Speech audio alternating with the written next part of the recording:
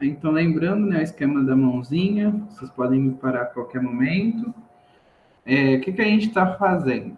Na semana passada, a gente viu a parte teórica, né, sobre frações. Então, aí na semana passada a gente conversou sobre a conversão aqui de frações, o que ela significava, e aí ficou algumas coisinhas ainda para a gente ver. Eu falei um pouquinho sobre a soma e subtração, faltou falar multiplicação e divisão, e alguns temas que eu tinha pedido para vocês darem uma lida. Então, a gente vai fechar essa parte aqui de fração. Aí a gente vai pegar esses exercícios. Alguns a gente já fez, mas aí a gente refaz a fim da gente finalizar essa parte, né? E aí a gente vai entrar na outra aula, que é a aula 5, que é onde a gente vai falar de porcentagem e sistema de medidas. Quando a gente falar de porcentagem e sistema de medida, gente, eu acho que vai ser a aula mais importante que a gente vai fazer. É uma das coisas que mais vai cair, vai ser porcentagem e sistema de medidas. Na minha opinião, é o que mais vai cair. Atrelado a isso, equação do primeiro grau. Então, a gente está aí, em questão de parte teórica, se a gente for olhar o edital, ó, isso aqui a gente já, isso que está de amarelo a gente já viu, né? Que foi a aula anterior. E o que está de verde agora é o que a gente vai ver. Então, a gente vai ver hoje o que está de verde. Deixa eu pegar aqui.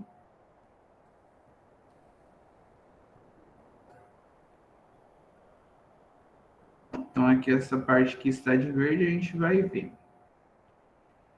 E aí vai sobrar, basicamente, equação do primeiro grau e geometria.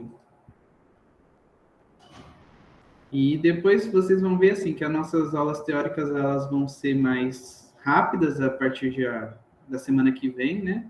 E aí a gente vai partir fazer exercício mesmo, eu vou fazer bastante exercício. Então, basicamente, esse é o nosso cronograma. Eu mandei para vocês lá no grupo, todas as aulas, eu tinha mandado a apostila antes, né, que a gente tinha pensado antes do edital. Agora eu já mandei todas as aulas separadinhos com teoria e exercício referente à teoria. Então, caso você se sinta perdido e tudo mais, é só se guiar por aquelas aulas. Eu coloquei a nomenclatura aula 4, aula 1, aula 5, aula 2, para vocês lembrarem que esse 1, 2, 3 é depois que saiu o edital. E aí a gente começou a seguir o edital fielmente. Então, gente, na semana passada, a gente falou que era uma fração, né? Essa parte aqui está lá na gravação. A gente não vai voltar. E aí, a gente comentou, eu deixei para vocês, como que a gente transforma fração em número misto e número misto em fração. Então, toda fração imprópria pode ser escrita como número misto. O que seria uma fração imprópria? Uma fração imprópria é quando o numerador é maior que o denominador. Exemplos a gente tem aqui embaixo: 41 sétimos, 491 37 avos, 91 oitavos. São frações impróprias. E aí a gente vai transformar isso em um número misto. O que significa número misto? Número misto é um número que mistura parte inteira com parte fracionada. É como se fosse, quando a gente fala assim, ó, 5,4. A parte inteira é 5, o vírgula 4 aqui seria a parte decimal, né? Então, o número misto é como se fosse isso, 5, 6 sétimos. 5 inteiros, e essa outra parte é a parte decimal, é a parte fracionária. É como uma parte, assim, literal do número com vírgula, né? Você tem a parte inteira que corresponde, e você vai ter a parte que corresponde à parte decimal. Então, se eu tenho 41 sétimos e eu quero passar isso para número misto, eu divido 41 por 7. Eu vejo que 5 vezes 7 vai dar 35 e sobram 6. Tá feito. O nosso quociente vai ser a quantidade inteira, então a gente tem 5 inteiros. E o resto ele vai ser o nosso numerador. E de 7 partes que a gente dividiu, sobraram 6. Então, 5 inteiros e 6 sétimos. Então, no número misto, sempre vai ser assim, ó. O quociente é a parte inteira, o resto é o numerador e o divisor, ele é o denominador. Então, sempre vai ser nesse processo para passar fração para número misto.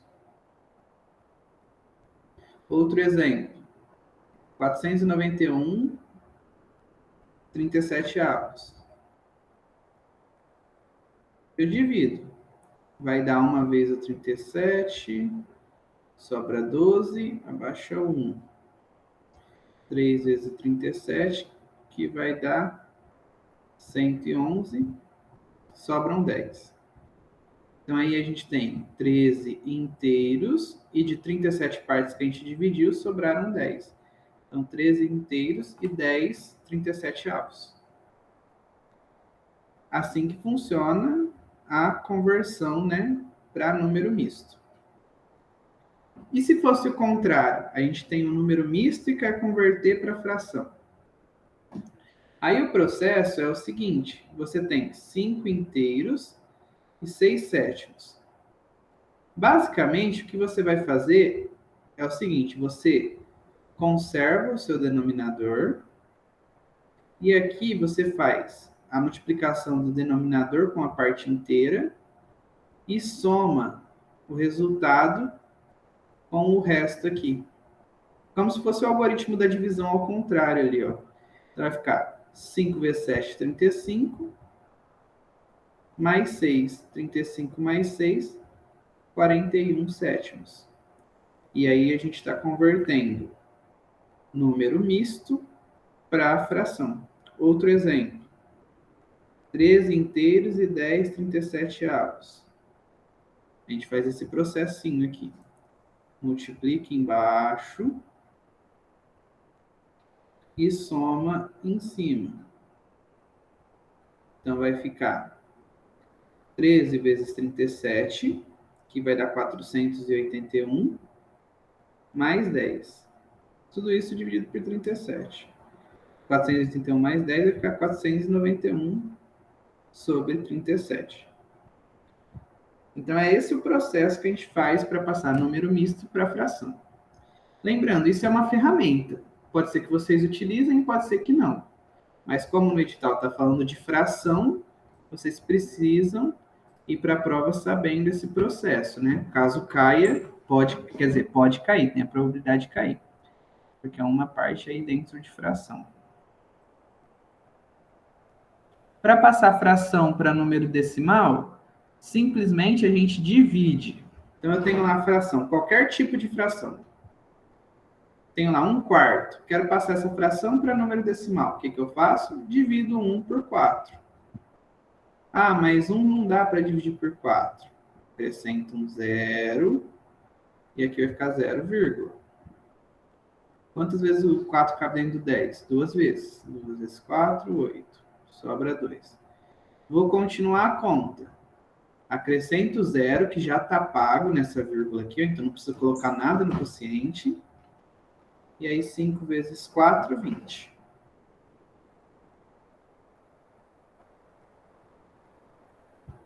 Pronto. 1/4 equivale a 0,25. Assim que a gente faz para passar fração para número decimal. E se fosse o contrário? Para passar número decimal para fração. Aí você faz o seguinte. Se eu tenho 0,25, eu quero passar ele para número decimal ou para fração, primeiro eu olho. Esse número decimal que a gente tem, ele tem 2 casas. Então, significa que ele é sobre 100. Se ele tivesse uma casinha só, seria sobre 10, que é o décimo. Se ele tivesse 3 casinhas, seria sobre 1000, que é o milésimo.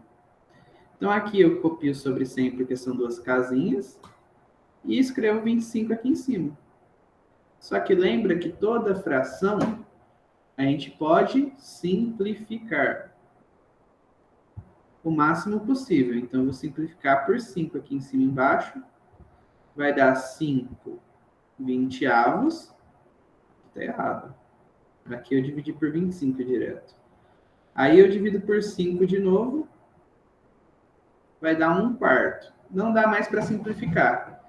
Então, essa é a nossa fração irredutível. Então, 0,25 equivale a 1/4. Outro exemplo, se fosse 1,2, a que fração 1,2 corresponde? Então, eu pego uma casinha decimal, então é sobre 10. E aí, como aqui tem 12, eu escrevo 12 aqui, ó. Então, 12 décimos. Dá para simplificar por 2. Vai ficar 6 quintos. Então, 1,2 equivale a 6 quintos. E aí, assim por diante. Para passar decimal para fração, a gente utiliza esse processo.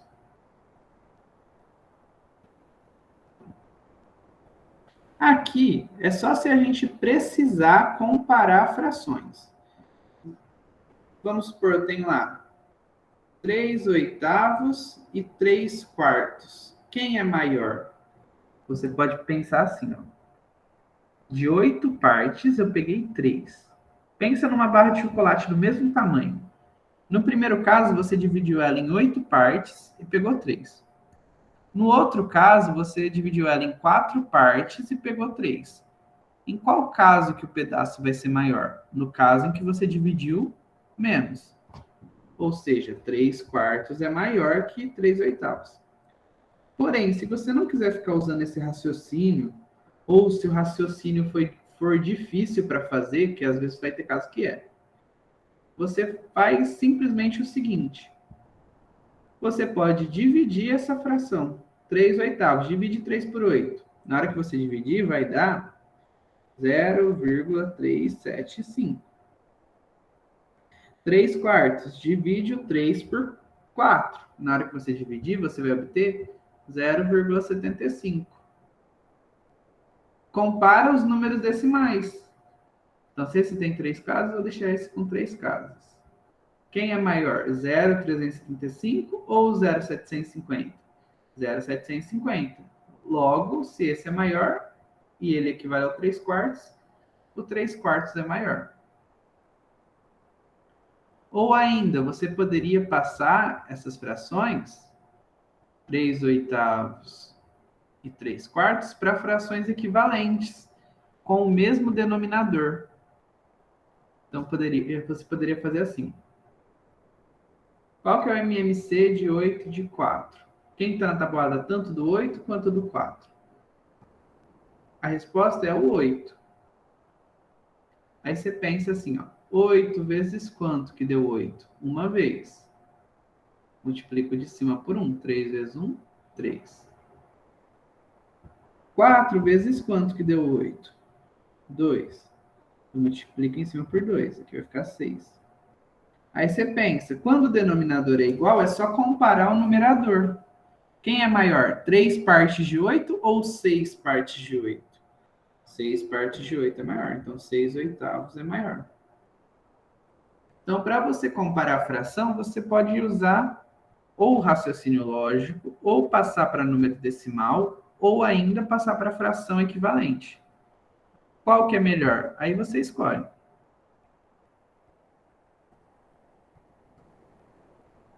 Tudo bem até aqui, gente? Pode perguntar. Você pode repetir esse pedaço fazendo um favor que você explicou se fosse para transformar ela em equivalente? Sim. Ó, aqui, no caso, vou explicar com outros números. Vamos pegar um exemplo assim. Eu quero saber quem que é maior, 2/5 ou 3/4. Usando fração equivalente, você faria o MMC de 5 e de 4. Então, MMC entre 5 e 4 Por 2 aqui dá 2, aqui dá 5. Por 2 aqui dá 1, aqui dá 5. Por 5 aqui dá 1 e aqui dá 1. O MMC daria 20. Então, a gente passaria para uma fração cujo denominador é 20. Aí eu penso assim, o denominador antes era 5, ele passou a ser 20. Por quanto que eu multipliquei? Eu teria multiplicado por 4. 5 vezes 4, 20. Então, multiplica em cima por 4 também. 2 vezes 4, 8. Tem gente que faz assim, 20 dividido por 5, 4. 4 vezes 2, 8. Pode fazer esse processo. É a mesma coisa. Então, aqui no outro, ó, era 4, virou 20. Por quanto que eu multipliquei? Por 5. Então, multiplica em cima por 5 também. 3 vezes 5, 15. Então, a primeira equivale a 8 partes de 20, a outra equivale a 15 partes de 20. Logo, quando o denominador é igual, a gente só compara os numeradores. 15 vinteavos é maior que 8 vinteavos. Então, 3 quartos é maior que 2 quintos. Ah, tá. Obrigada. Nada. Mais alguma pergunta, gente? Dúvidas?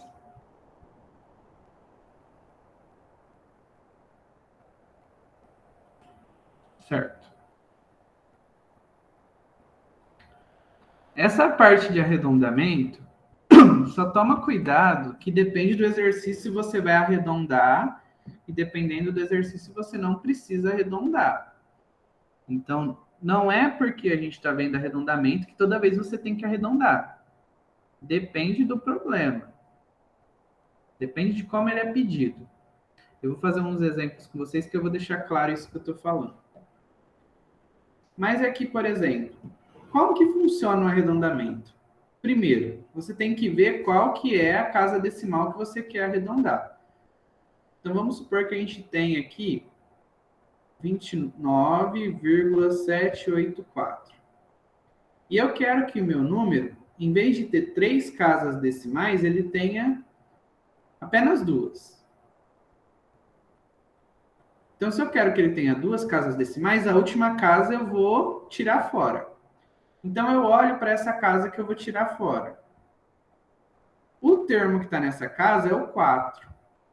Se esse termo ele for menor ou igual a 5, a gente mantém o nosso último algarismo. Então, ficaria, arredondando aqui, 29,78. É como se eu realmente tirasse ele ali.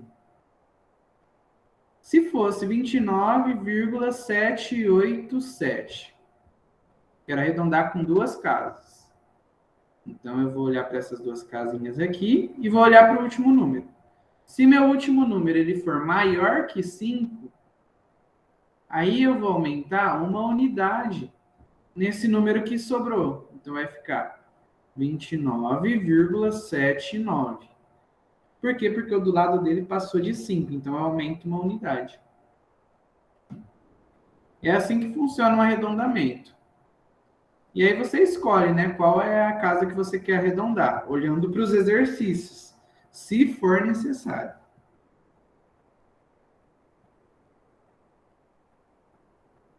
Então, um outro exemplo.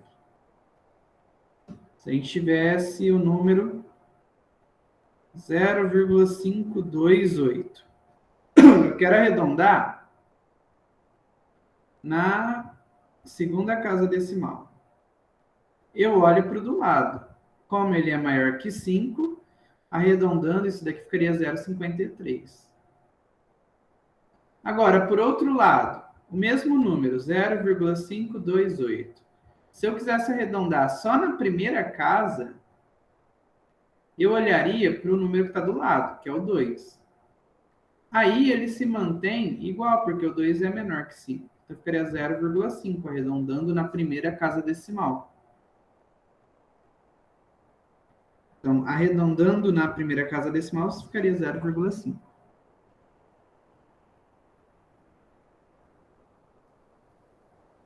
Aí, ainda na aula passada, eu falei com vocês sobre a soma e a subtração, né, de números fracionários, que eu falei que a gente podia fazer ou o processo do efeito borboleta, né?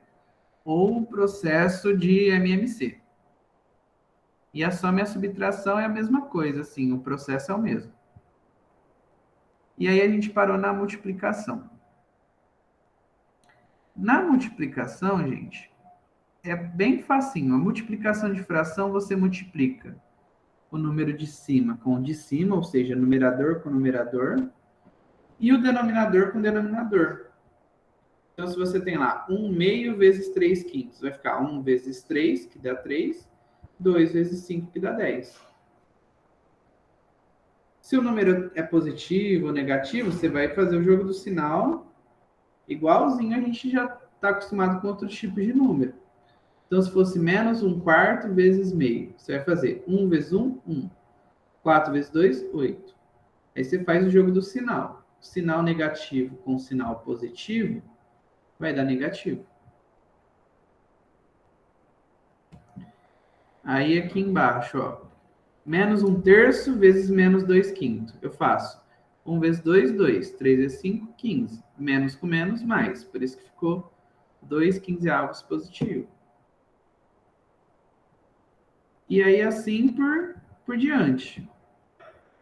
Se você tiver um número que não é fração, por exemplo, 3 que multiplica 5 quartos, esse número que não é fração, quando não tem nada embaixo, é 1.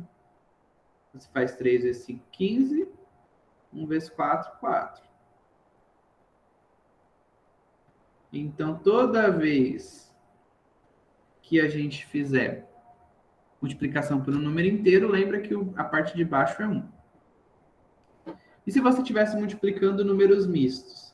Primeiro você passaria a sua fração mista, né, para a fração imprópria e depois multiplica. Então, vamos aproveitar para fazer esse exemplo. Se eu tenho 2 inteiros e 3 quartos, vezes 3 inteiros e 1/5, primeiro eu passo isso para a fração, usando aquele processo, né? Multiplica embaixo e soma em cima. Então, ficaria, repete o denominador. 2 vezes 4, 8. 8 mais 3, 11. Mantém aqui. E aqui também, multiplica embaixo e soma em cima. 3 vezes 5, 15. Mais 1, 16. Vai ficar 16 quintos. E aí você multiplica. 11 vezes 16 e 4 vezes 5. 4 vezes 5 dá 20. 11 vezes 16. Deixa eu pegar a calculadora aqui para mais rápido.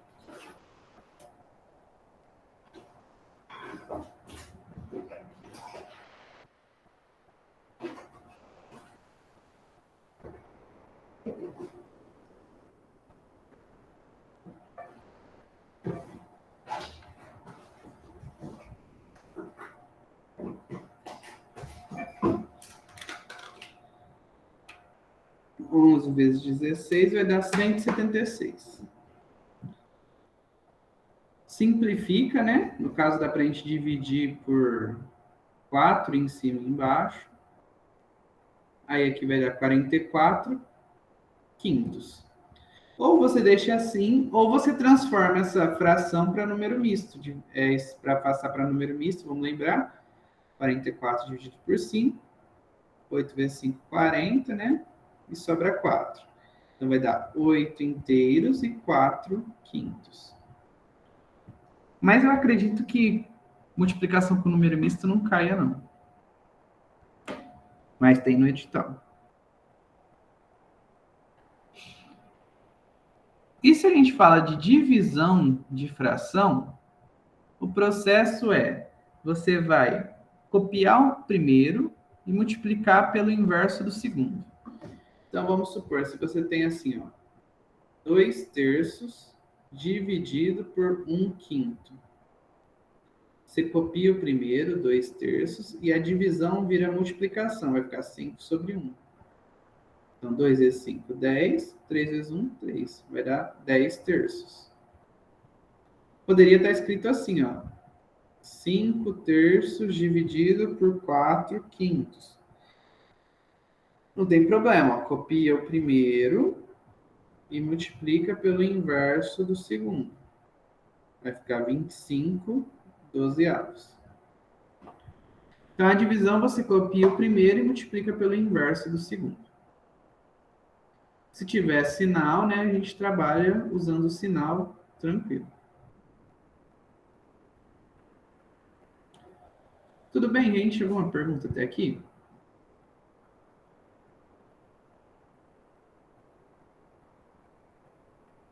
Beleza.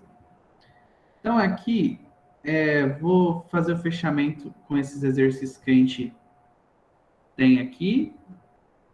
Lembrando que eu sei que alguns a gente já fez, né? Mas é só para a gente fechar e depois a gente vai para a porcentagem. Então, aqui o exercício 1.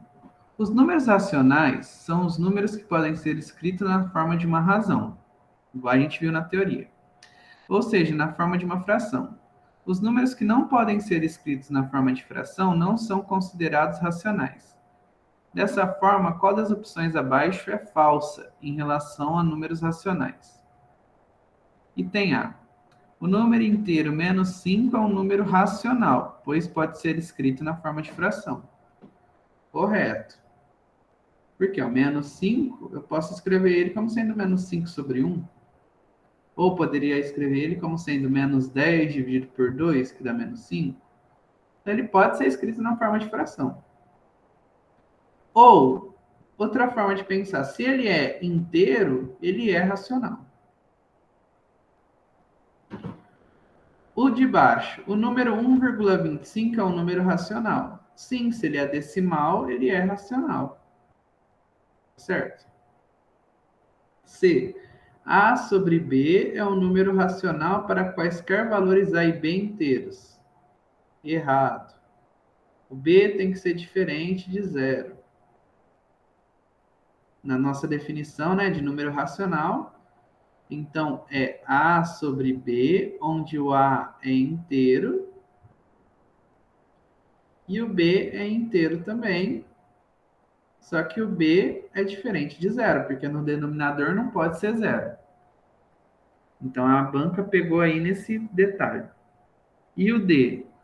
O número 3 sobre zero não é um número racional. 3 sobre zero, gente, não existe. Então ele não é nem racional, nem irracional, ele não é nada. Porque não pode ter zero no denominador. Só que ele está afirmando, ó, que a gente sabe que no denominador não pode ser zero. Então ele está falando, não é racional. Realmente, não é. Então estaria correta a fala. Por mais que eu não concorde com a estrutura do exercício. Como ele está negando, realmente falando que não é racional, de fato não é racional.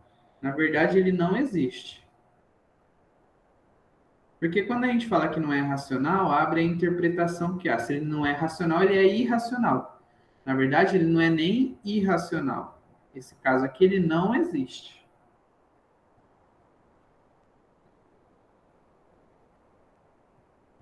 A questão 2, que foi uma que eu tinha feito errado com vocês. Então, eu vou corrigir aqui com vocês.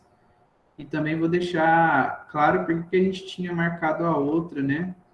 Mas no gabarito, a correta seria acho que a gente marcou a D e no gabarito a correta é a C. E vocês vão ver que essa banca é uma banca chata, porque tem muita questão que eles fazem errado. Fazem errado e depois não acham alternativa. Vai ter vários exercícios que a gente vai comentar disso. Então, pela banca, o correto é essa daqui, ó, é a C. Vamos ler ele. Assinale a alternativa correta sobre a propriedade comutativa da multiplicação. Na multiplicação, não podemos aplicar a propriedade comutativa. Então, está errado, né? Que, pelo que a gente viu na teoria, na multiplicação a gente pode aplicar. Então, aqui, esse daqui já não precisa nem continuar lendo. Está errado. Deixa eu marcar para cá para não confundir. Esse está errado. O B. A multiplicação não possui propriedade comutativa. Está errado também, porque a gente sabe que possui. Lembrando que essas propriedades a gente definiu lá na primeira aula, na aula 4. Foi a aula passada. O C, a propriedade comutativa da multiplicação define que a ordem pela qual as parcelas da operação estão distribuídas não irá alterar o resultado da operação. O que fala a propriedade comutativa? Ela fala que A vezes B é igual a B vezes A. Ou seja, que a ordem dos fatores não altera o produto. É isso que fala a propriedade. Que 3 vezes 5 é a mesma coisa que 5 vezes 3. A gente tinha considerado essa errada por causa da palavra define. Mas foi mais assim, porque, na verdade, a gente considerou que as duas estavam corretas. E, realmente, as duas alternativas, elas estão corretas. Então, não tem um porquê de uma estar certa e a outra estar errada. Eu não consegui enxergar, procurei, não enxerguei em lugar nenhum quem, de fato, bate o pé e fala que uma das duas está correta. Então, aqui, só um minutinho, depois eu já abro. Aqui ele fala, a propriedade comutativa da multiplicação define que a ordem pela qual as parcelas da operação estão distribuídas não irá alterar o resultado da operação. A gente tinha interpretado que essa palavra define falava que a ordem em que elas estão não iria alterar. Mas aqui é define de definição mesmo. Então, aqui pode ser interpretado que está correto, sim. O que fala a propriedade comutativa da multiplicação? Que a ordem pela qual as parcelas da operação não vão alterar o resultado. Uma coisa que a gente também considerou que estaria errado, a palavra parcela. Porque parcela é usado para soma, né? E na multiplicação a gente utiliza o termo fatores. Então foi um dos outros pontos que a gente considerou que essa questão poderia estar errada. Porém, a gente pode usar o termo parcela na parte de fatores, na parte de multiplicação, entendendo que a multiplicação ela é uma generalização da adição. Porém, eu ainda considero que está errado falar parcela. O correto seria fatores. Mas é aceitável pelo fato de 3 vezes 5 ser 5 mais 5 mais 5. Então, de fato, 3 vezes 5 é uma soma de parcelas. Então, é aceitável falar parcela dentro da multiplicação, porque a multiplicação é uma generalização da adição. Mas o contrário não vale. Eu não posso falar fatores para adição, porque fator é um termo só da multiplicação. No item D, ele fala assim, a multiplicação, assim como a soma, possui propriedade comutativa, pois a ordem dos fatores não altera o resultado, o produto. Não tem nada errado. O que a gente poderia, assim, caçar pelo em ovo seria, quando ele falou de soma, não é a ordem dos fatores que altera o produto. Quando a gente fala de soma, é a ordem das parcelas, não altera o resultado. Mas qual que é a minha opinião para vocês? Eu estou tentando justificar o injustificável. O exercício está mal feito e as duas questões poderiam ser dadas como corretas. A resposta final seria essa. Eu não sei se na época ninguém entrou com recurso, ninguém reclamou, porque essa questão não foi anulada. Mas as duas questões podem ser consideradas corretas. Tinha alguém que tinha levantado a mão. Pode falar.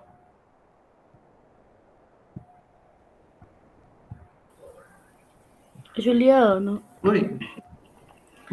Não, eu ia falar a respeito justamente dessa letra D, a respeito justamente da soma dos fatores, que eu não havia marcado essa, né? Eu tinha marcado a letra C. Só que eu não me atentei à questão das parcelas mesmo, né, nessa letra C, mas eu não tinha marcado a D. Mas naquele dia que você explicou, eu entendi o que você falou, mas eu não tinha explicado a D por conta, né, da soma e falar aqui dos fatores. né? Eu só não marquei por conta disso, né? Mas depois da sua explicação, fica bem confuso mesmo a achar uma resposta certa entre as duas, porque se for analisar as duas, tem erros. As duas têm erros, realmente. As duas têm erros também. Roberta, eu estou usando aqueles PDFs que eu enviei para ficar mais fácil a estrutura para vocês estudarem depois. Então, eu peguei aquela apostila que a gente tinha, vocês podem usar ela como base, mas eu estou tirando os exercícios de lá e organizando de novo, tanto teoria quanto exercício, e organizei por aulas, eu coloquei tudo lá no nosso WhatsApp. Isso, PDF 4, esse mesmo. Para ficar mais fácil, eu acho que fica mais fácil para a gente não se perder. E aí eu estou refazendo os exercícios para finalizar bem essa parte. E também eu queria passar por eles, ó, porque nesse caso aqui a gente tinha feito errado. Na verdade, não tinha feito errado, né? Eu expliquei para vocês o porquê que essa questão deveria ter sido anulada. Mal feita demais. O 3 é aquele exercício que a gente tem uma expressão numérica. Então, aqui, esse exercício, ele está certinho. Então, a pessoa, ela levou uma barra de sabão e uma escova, né? E vai pagar metade do preço. Essa era a promoção. O sabão, ele custa R$ 5 e a escova custa 3. Aí a Júlia esqueceu alguns itens e retornou para comprar 3 unidades de shampoo, cada um por R$ 15. Um vinho de 95 e um pote de R$ 8. Na hora de pagar, faltou dinheiro e ela devolveu o pote. Em virtude do que a gente conversou aqui, qual seria a expressão numérica correta e qual que é o valor a ser pago no mercado? Aí a gente tem a seguinte estratégia. Se você vai comprar um sabão e uma escova, então 5 mais 3. Isso vai dar metade do preço. Então, eu vou multiplicar isso por metade, que é meio, uma fração. Ou dividir por 2, ou multiplicar por 50%. Eu quero achar metade disso. Tem várias formas de se fazer. Nesse caso, ele multiplicou por meio. Além disso, comprou 3 unidades de shampoo, que custa R$ 15, então 3 vezes 15. Não precisaria do parênteses nesse caso, porque a gente já prioriza a multiplicação. Porém, no exercício colocou parênteses. Tá, não está errado. Mais R$ 95, que é o preço do vinho.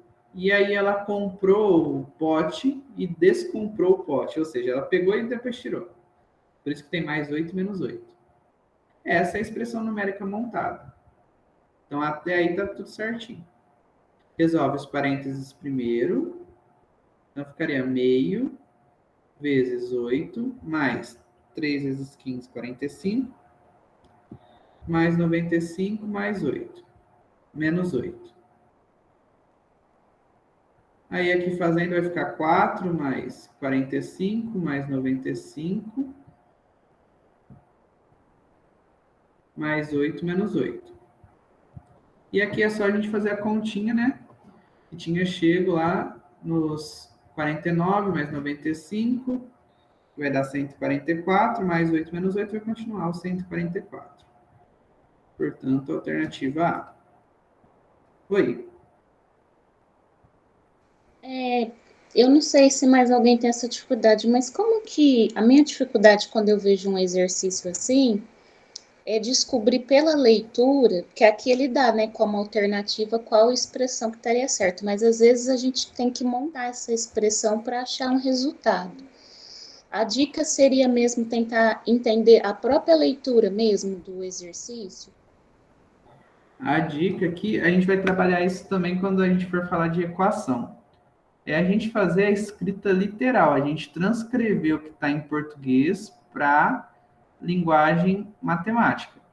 Então, a gente vai pegando as etapas na ordem que foram ditas e fazendo de acordo com o que está no texto.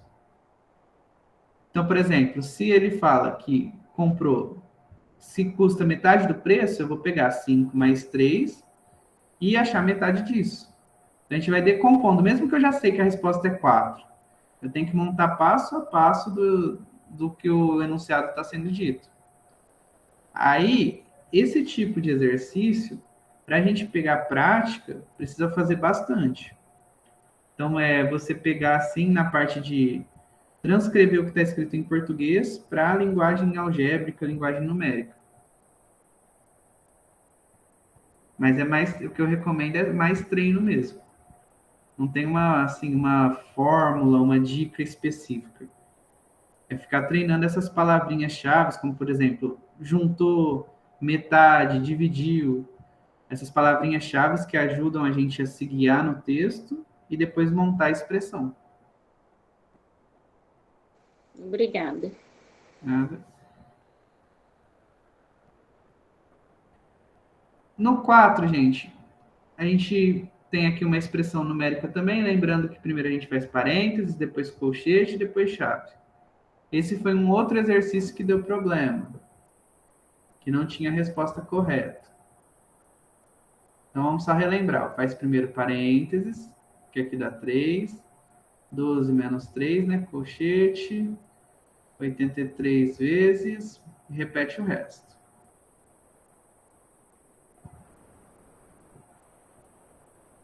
Depois que a gente fez o parênteses, aí a gente faz o que está no colchete.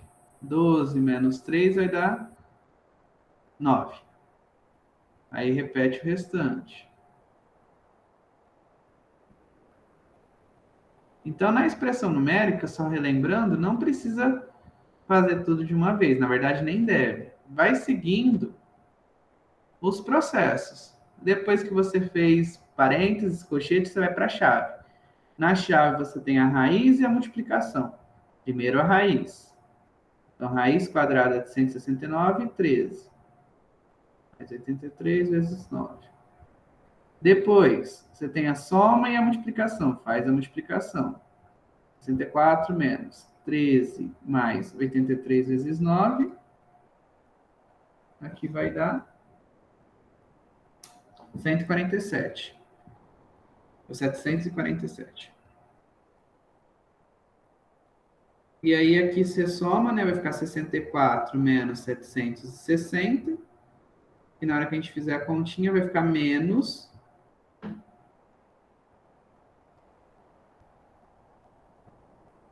596. Ou 696.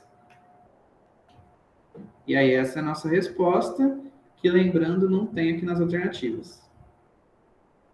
Essa questão deveria ser anulada.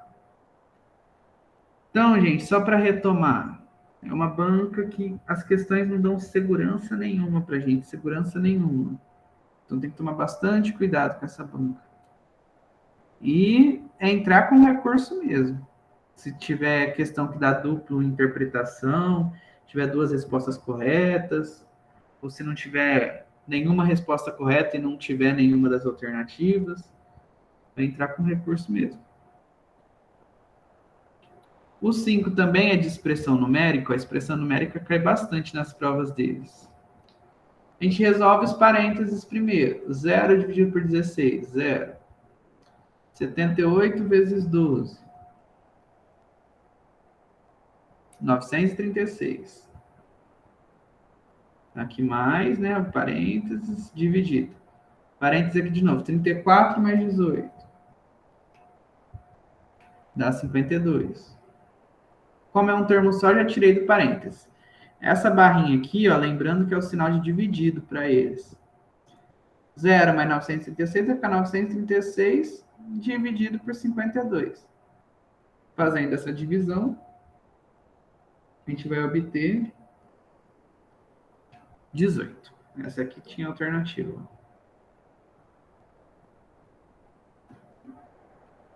O de baixo, treinar número decimal. Ó. Então, tudo isso que a gente viu na teoria, a gente fez exercícios disso. Eu só estou trazendo para vocês lembrarem. Então, a gente tem tudo isso que a gente viu na teoria aplicado em exercícios. Então, a probabilidade de cair é grande. 1 ou 2 exercícios disso pode ter. Lembrando que são 12 exercícios, né? A grande maioria vai ser de porcentagem, sistema de medidas e equação do primeiro grau. Mas um ou outro desses daqui tem chance de cair também.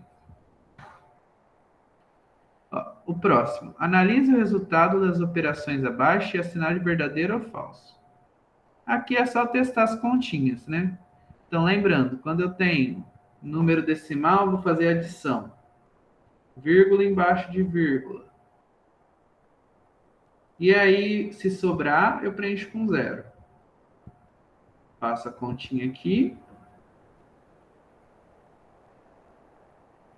Vai dar 4, aqui vai dar 4, aqui vai dar 7, vai dar 8. Deu certo essa. Multiplicação. Esquece que tem vírgula e só multiplica. Então vai dar 4, 6, 18. Esquece que tem vírgula e multiplica. 14, vai 1, 21, 22. 7 vezes 9, 65. Faz a soma aqui, a multiplicação normal, né? E aí, só no final que você conta quantas casas decimais tinha, no caso 2, e aí você coloca 2 aqui no produto. Está certo também.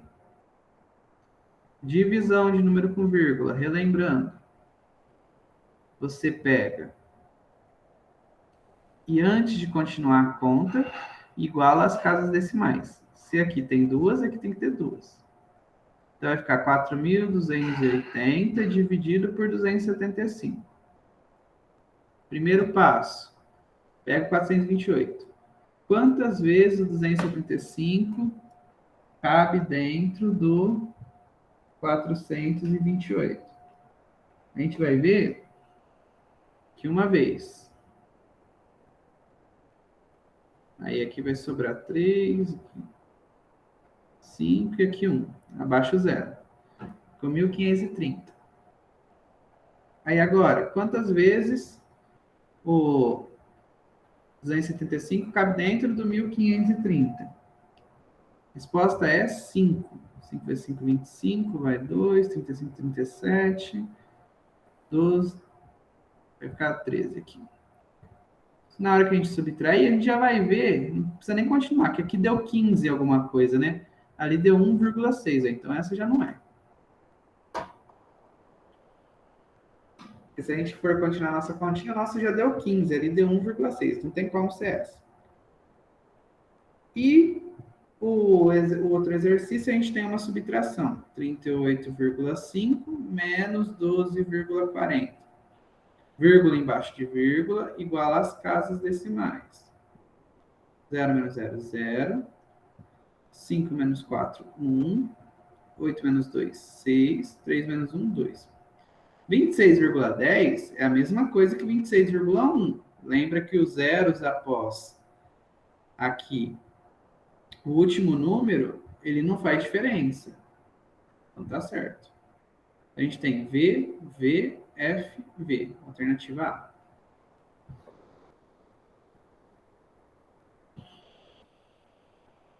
Exercício 7, também de número decimal, né, fração, relacionando com porcentagem. Aqui a gente aproveita para falar um pouquinho da nossa matéria de hoje.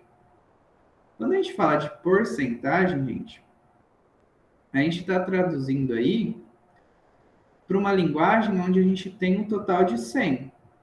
Então, quando eu falo 3 partes em 4, a ideia é, equivale a quantas partes em 100? Uma forma de se fazer é, se eu tenho 3 para 4, quanto que eu vou ter em 100? E aí você pensa, 4 vezes quanto dá 100? 25. Então, 3 vezes 25 daria 75. 75 sobre 100, ou seja, 75%. Por exclusão, é a única alternativa que tem 75% é a A. Outra forma de fazer, 3 quartos, é uma fração. Se eu dividir o 3 por 4, eu acho o número decimal 0,75. Para passar um número decimal para a fração, é só a gente multiplicar por 100 também. Que aí anda 2 casinhas para a direita. Então, vai dar 75%. E aí a gente faz a mesma coisa com os outros, mas aqui por exclusão a gente já achou a correta.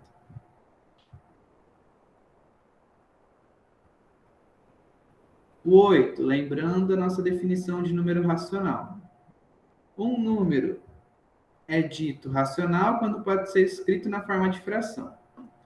Uma divisão entre dois números inteiros. Sendo assim, qual das opções abaixo não representa o número racional 17? 17 dividido por 1 dá 17. Menos 17 dividido por menos 1 dá 17, porque 17 por 1 dá 17. Sinais iguais dá positivo. 17 dividido por menos 1, 17 por 1 dá 17. Só que sinais diferentes dá negativo. Então, esse não representa o 17, né? Ele representa o menos 17. Então, a alternativa que não representa é aquela. E 51 dividido por 3 dá 17.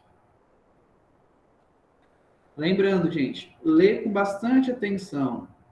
Porque às vezes você não lê com atenção, você acha que qual que representa o 17? Você faz o primeiro, tá certo, já marca e nem presta muita atenção, já vai para o próximo. Então, lê com bastante cuidado.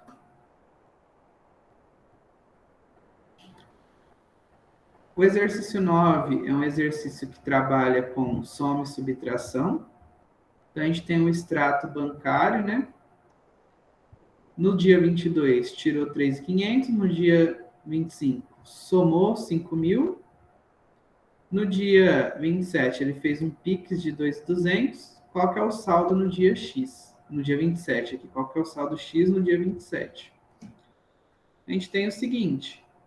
Se a gente somar esses números, devo 3.500, pago 5.000, vou ficar com um saldo de 1.500. Tenho 1.500, devo 2.200, vou ficar devendo. Quanto? R$700. Então, o meu saldo no dia X é menos 700.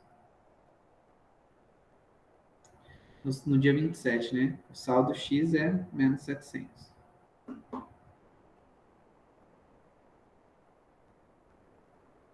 O 10. Aqui, ó, um exercício que eu queria chegar aqui com vocês era esse 11. Estamos chegando. O 10.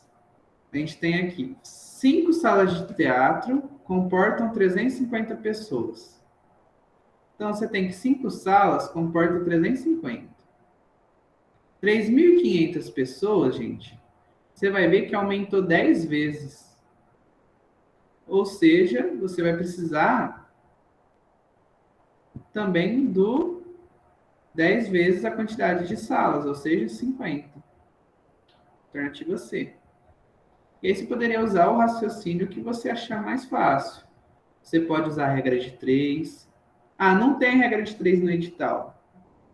Beleza, não vai ter um exercício específico de regra de 3.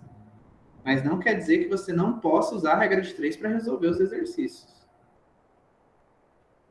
Então, aqui no caso, a gente poderia usar. 5 está para 350, assim como x está para 3.500. Você multiplica cruzado, faz a continha também. Acha a resposta. 50 salas. Então, pode usar esse raciocínio. Então, até aqui, eu acho que foram exercícios que a gente já tinha feito já, alguma vez. Ficou alguma dúvida, gente?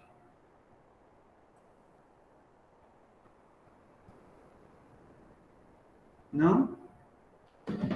Então, vamos para o 11 e para o 12, que eles vão dar pano para manga aqui para a gente.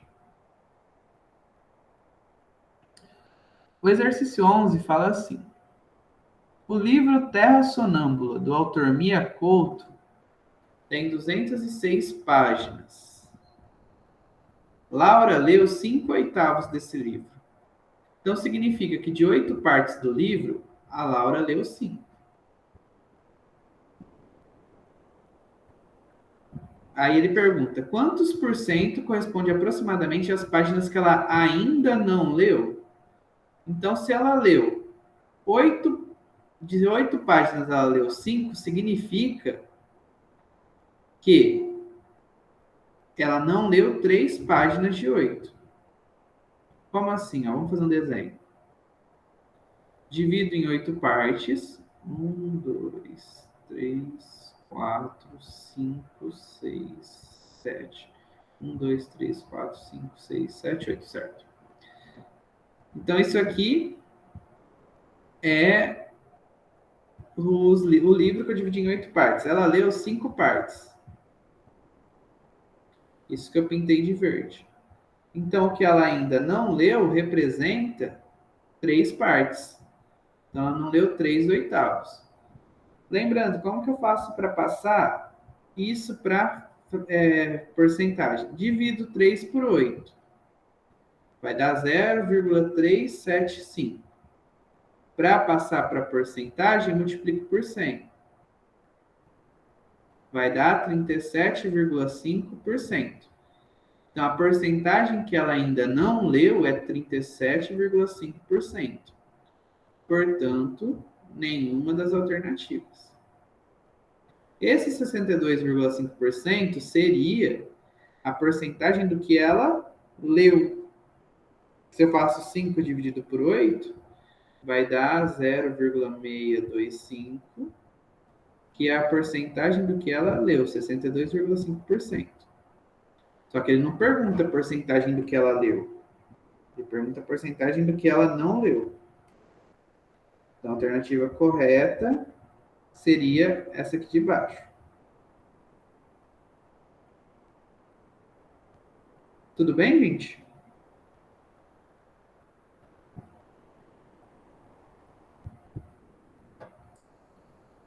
Certo. E o 12? No 12, a gente tem assim, ó, um motorista viaja somente a cada 5 dias. Ganha por viagem R$ 850. Durante o período de 6 meses, ficará 12 dias de férias. Considerando os meses com 30 dias, quantas viagens precisará fazer para ganhar o máximo possível em 6 meses? Então, a gente vai pensar assim. A pessoa tem lá um dia, passam-se mais 5 dias, então dia 2, dia 3, dia 4. No dia 5 ela viaja de novo. A cada 5 dias ele viaja. E ele vai trabalhar durante 6 meses, considerando que os meses têm 30 dias.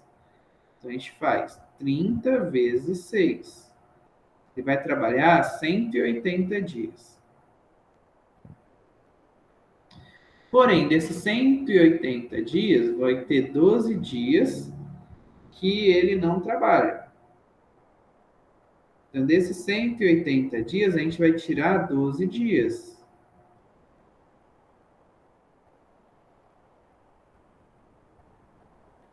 Que vai dar, então, 168 dias de trabalho. Porém, nesses dias de trabalho, a gente tem que ele faz viagens a cada 5 dias. Então, eu pego 168 e divido por 5 para saber quantas viagens ele vai fazer. 3 vezes 5, 15, sobra 1. Abaixo 8. 3, aqui vai ficar 3 vezes 5 de novo, né? Que vai dar 15, sobra 3.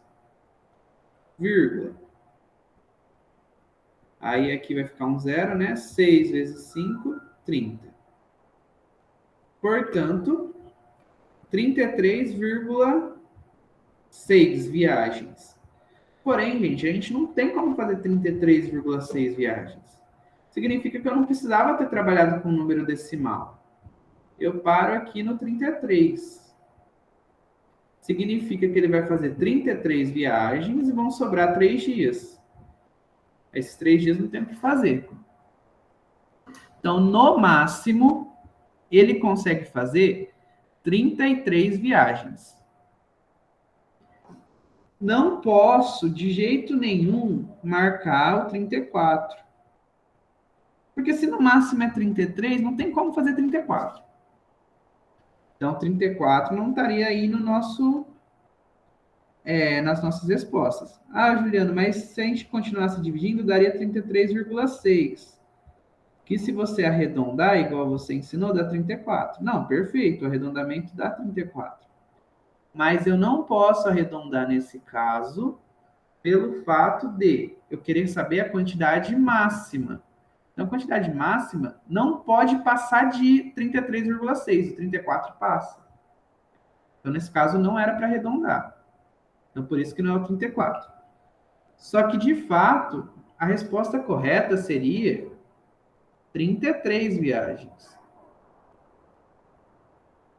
E o exercício não traz. O que ele traz é o 28, que é o mais próximo, que é o que ele considera como a alternativa correta. Então, se vocês forem pesquisar, né, nos gabaritos da banca, a alternativa correta aparece como a A. Mas o correto seria 33 viagens.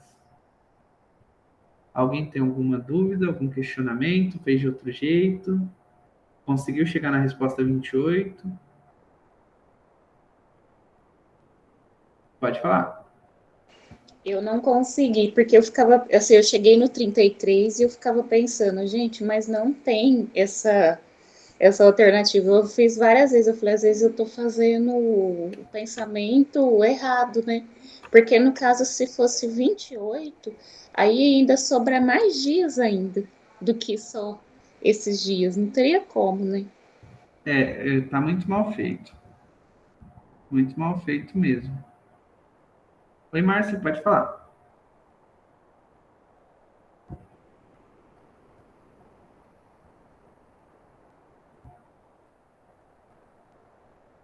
Se você estiver falando, acho que está com o microfone desligado. Não está saindo.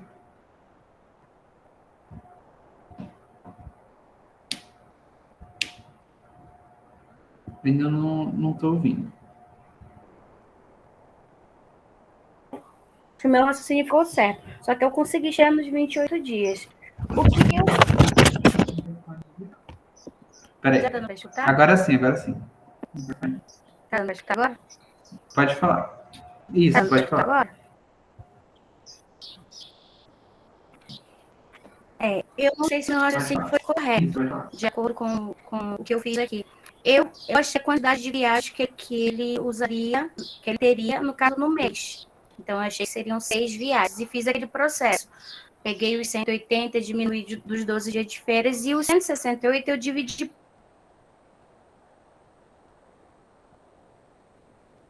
por 6, que seriam a quantidade de viagens que ele faria no mês.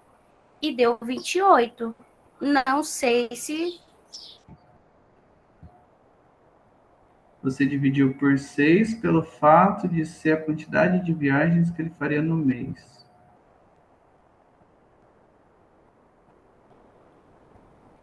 Tá, não. Foi coincidência. Por esse fato não dá certo.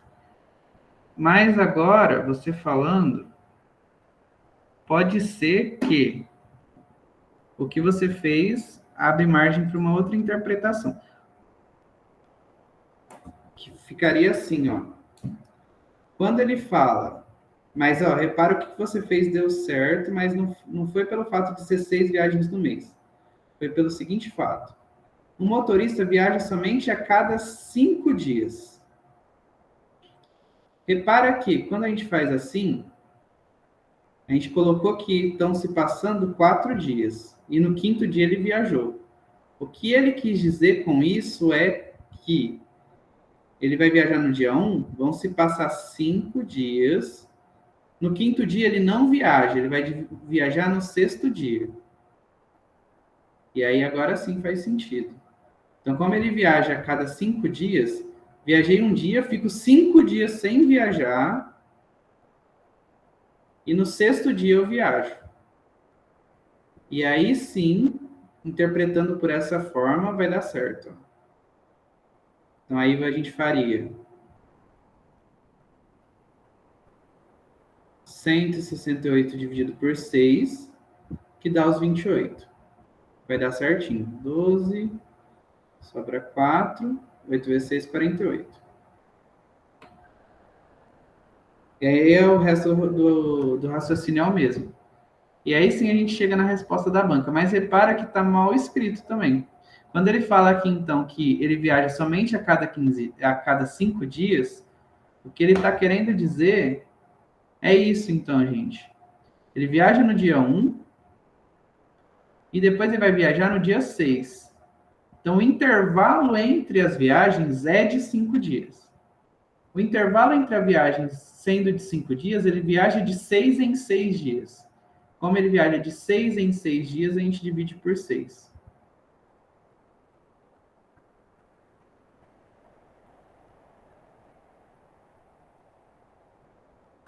Aí vai dar certo.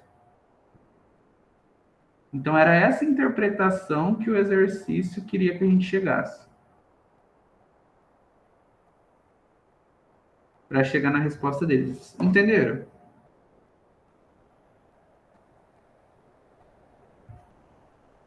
Então Márcia, aí a sua ideia, na hora que você falou isso de dividir por 6, aí que caiu a ficha. Não é porque são 6 viagens no mês, é porque, como ele viaja a cada 5 dias, a gente vai dividir por 6 pelo fato de dar no 6º dia. No 6º dia. Entendi. Entendeu? Entendi agora. Entendeu? Mas vocês concordam comigo que tá mal escrito esse trem? Essa banca, viu? Vai dar um monte de recurso, eu acho. Vai, porque quando a gente fala somente a cada 5 dias, passou 5 dias viagem. Mas deu para entender, gente? Ficou alguma dúvida? Deu para entender. Eu nem tinha resolvido. Nas outras turmas eu falei isso que eu tinha falado antes para vocês, caiu a ficha agora. E se vocês pesquisarem nos fóruns aí da vida, ninguém chegou nessa resposta. Todo mundo estava criticando a banca, e tem que criticar mesmo, porque tá mal escrito esse negócio. Tá. Então aí a gente terminou essa parte, agora a gente vai lá para o PDF da aula 5.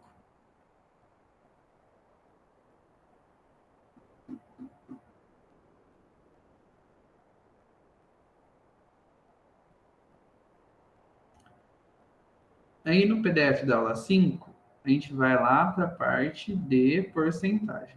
Aqui.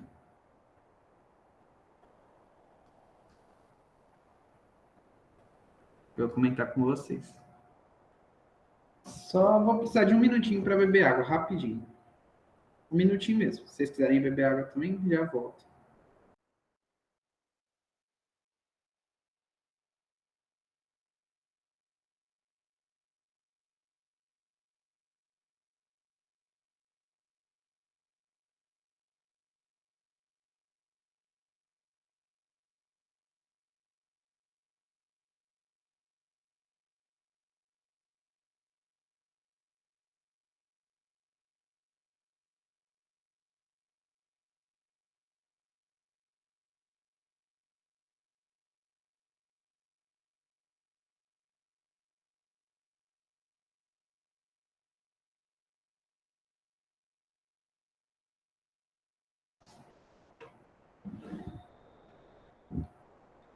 Então, gente, quando a gente fala de porcentagem, a gente tem que a porcentagem ela é uma razão, uma fração,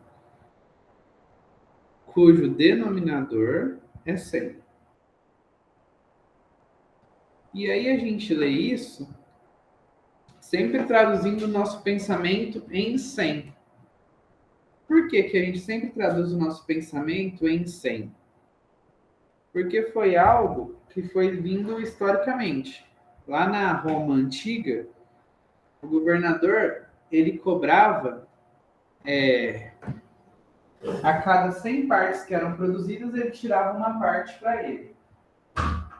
Então, ele fazia dessa forma, né? E aí foi sempre se padronizando, pensar sempre num total de 100. Então, daí que surgiu a porcentagem. Na porcentagem, a gente tem a linguagem simbólica, a fracionada e a decimal. Então, se a gente fala 5%, isso significa 5 partes em 100. Que passando fração para decimal significa 0,05.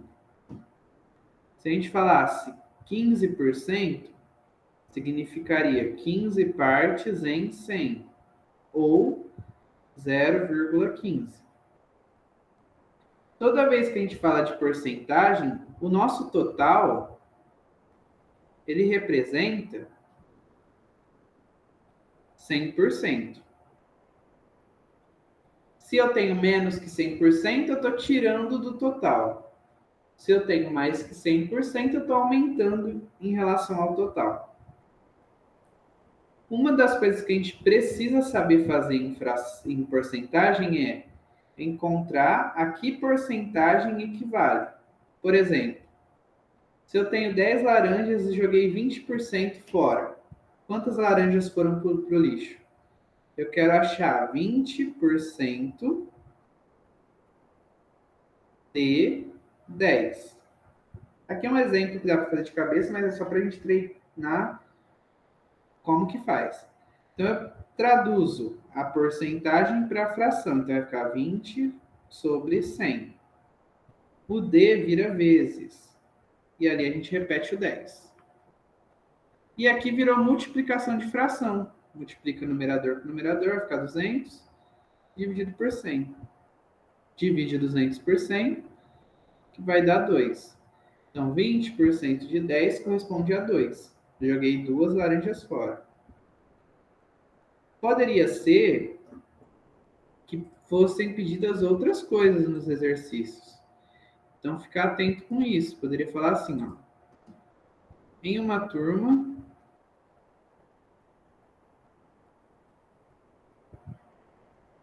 há 3 meninos e 5 meninas. Qual a porcentagem de meninas?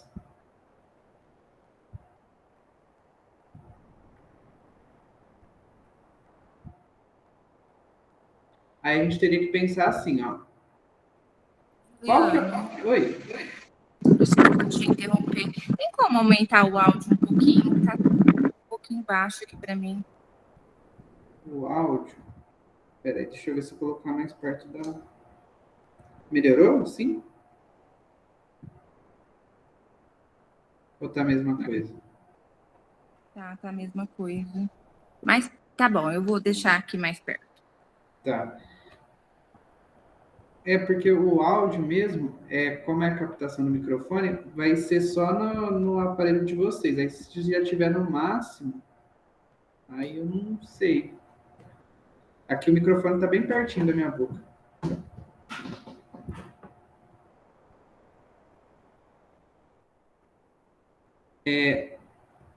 Aí a gente tem assim, ó. Em uma turma, 3 meninos... Vou tentar falar mais alto.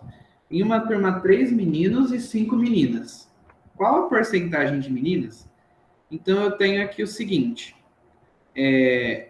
O meu total, ele é de 8 pessoas.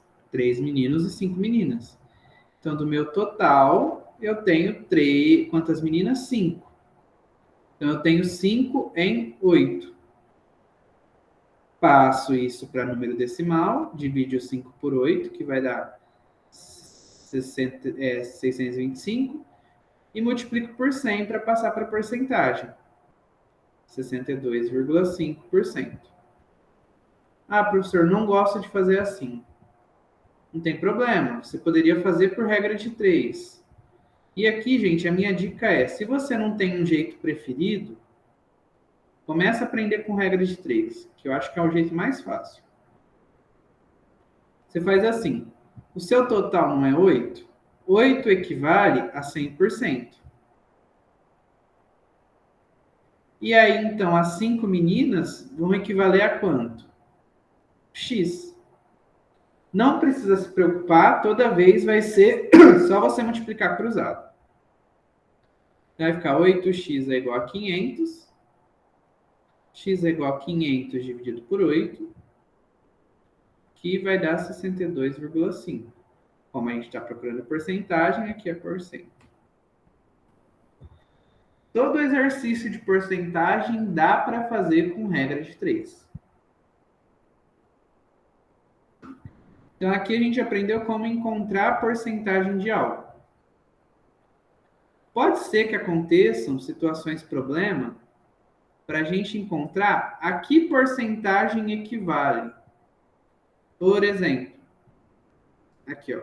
Luana comprou uma cafeteira por R$200 e meses depois vendeu por 300. Qual foi a porcentagem de ganho de Luana? Então, eu vou pensar assim. A Luana ganhou quanto em dinheiro? Se ela vendeu por 300 e ela comprou por 200, ela ganhou R$100. E ela ganhou R$100 em relação aos R$200 que ela comprou. Então, meu total é o 200, que foi o que ela investiu, a nossa base. E desses R$200, ela ganhou 100. Então, daria, se você dividir, 0,5 ou 0,50, que é 50%. Então, essa é uma forma de se fazer. Eu encontrei aqui porcentagem equivale. Ah, mas eu poderia ter feito de outra forma? Como eu disse, tem várias formas diferentes, gente. Você poderia ter feito regra de 3 nesse caso aqui também. R$200, que é o que eu investi, é 100%. R$100, que é o que eu ganhei, quanto que é? X. Vai achar a resposta bonitinha, 50%. Ah, mas e se eu usasse assim? R$200, que é o que eu investi, é 100%. R$300, que é o valor final, vai dar quanto? Aí você tem que tomar cuidado. Se você fizer a continha desse jeito aqui, você vai chegar que 200x é igual a 30 mil. X é igual a 30 mil dividido por 200. Corta os zeros. Você vai chegar que o x é 150. Como a gente está trabalhando com porcentagem, 150%. Só que aí você vai entender o que significa isso, 150%. 150% representa que do seu 100%, você aumentou 50%. Então, qual que foi o seu ganho? 50%. E daí a gente tira uma explicação importante. Minha base é o 100%. Se eu tenho um aumento de 20%, a minha porcentagem vai passar a ser, se eu tenho um aumento de 20%, a minha porcentagem ela passa a ser, o valor final ele corresponde a 120% do valor inicial. Se eu tenho um desconto de 20%, o meu valor final, ele vai passar a ser 20% a menos do que o meu valor inicial, ou seja, 100 menos 20 ele vai corresponder a 80%. Então, sempre ficar atento com isso. E o seu 100% sempre vai ser a sua base, de onde você parte no problema. Então, 100% é sempre a sua base. Vamos fazer mais alguns exemplos, eu vou colocando eles aqui do lado. Vamos supor que eu tenho o seguinte. Um funcionário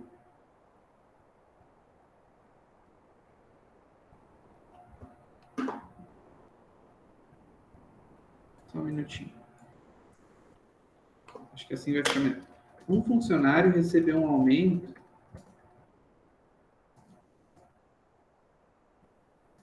de 15%. sabendo que seu salário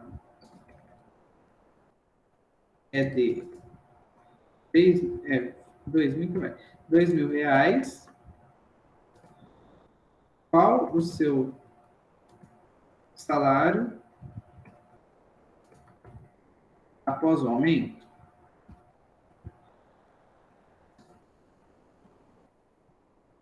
Então, nesse caso aqui, eu não quero saber quanto que aumentou, eu quero saber qual que é o salário dele após o aumento. Aí a gente pode fazer da seguinte forma. Eu vou pegar e calcular. R$2.000 é meu 100%, se eu quiser fazer com regrinha de 3. 15% equivale a quanto? E aí eu vou achar quanto que aumentou. Mas se eu já quiser achar o valor final, eu posso colocar assim. 115% equivale a quanto? X. Deu para entender, gente? Eu posso fazer de duas formas diferentes esse exercício. Eu posso já colocar o 115 e achar o valor final, já o que eu quero saber. Ou eu poderia colocar os 15%, achar quanto que aumentou e depois somar com os 2.000. Aqui eu vou fazer desse jeito. Então, vai ficar 100x é igual, aí eu faço 2.000 vezes 115. 2.000 vezes 115, a gente tem que dar 230.000. X é igual a 230.000 dividido por 100. Portanto, aqui vai dar 2.300. Então, ele passou a receber 2.300. 2.300 é o salário dele após o aumento. Uma variação. A gente poderia pensar assim agora.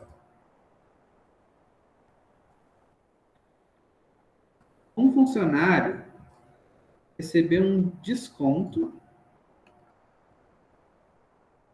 de 1,5% no seu salário. Sabendo que o seu salário é de R$2.000, qual o seu salário após o desconto? Aqui nesse caso, é bem parecido o raciocínio. Ó, você vai fazer assim. R$2.000 é o seu 100%. Se eu tive um desconto de 1,5%, eu posso colocar 1,5% aqui e achar quanto que diminuiu e depois subtrair. Ou eu posso pegar 100% menos 1,5%. Achar que dá 98,5%. E aqui já colocar o 98,5% e já saber o valor com o desconto. Aí você faz do jeito que você achar melhor. Vou fazer desse jeito aqui, ó. Aí multiplicando cruzado vai ficar 100x é igual a 98,5 vezes 2.000, dá 197.000. X é igual a 197.000 dividido por 100. Vai dar 1.970. Ou seja, ele vai ter R$30 de desconto no seu salário. Esse é o valor após o desconto. Repara que é parecido o tipo de exercício. Um outro tipo de variação, que agora é o que o pessoal mais erra. Um funcionário recebeu um aumento de 15%, sabendo que o seu salário, após o aumento, sabendo que o seu salário, após o aumento, é de 2.300, qual o seu salário antes do aumento? Então, aqui nesse caso, gente, eu tenho o valor final e não tenho o valor inicial. O valor inicial é da onde a gente parte. Então, aqui a gente está partindo de X. X, que é o que eu tinha antes, equivale a 100%. Agora, 2.300, que é o salário que eu tenho depois, equivale a 115%. E aqui não tem escapatória. A única forma de fazer é assim, ou por equação. Por quê? Porque eu não posso achar que o 2.300 é o meu 100%. E falar assim, como aumentou 15, eu tiro 15 e acho que... Não tem nada a ver. Porque os 15%, ele foi em cima do seu valor que era antes. E aí, essa soma deu 2.300. Então, seu 2.300, ele equivale ao seu 100% mais os 15% de aumento. Tudo bem, gente? Deu para entender?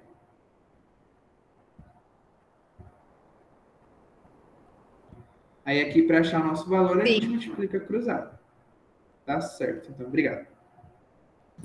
Ô, Ju, Oi, pode perguntar. Juliana, Oi. tem como você repetir? Repito. Ó, vamos lá.